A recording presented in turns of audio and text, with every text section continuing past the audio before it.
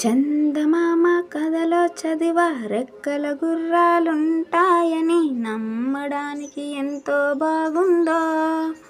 బాలమిత్ర కథలో చదివా పగడపు దీవులు ఉంటాయని నమ్మడానికి ఎంతో బాగుందో.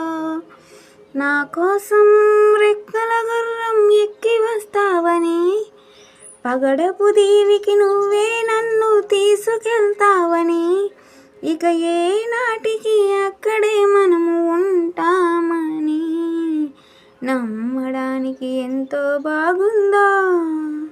నమ్మడానికి ఎంతో బాగుందో. నువ్వే నాకు ముద్దొస్తావని,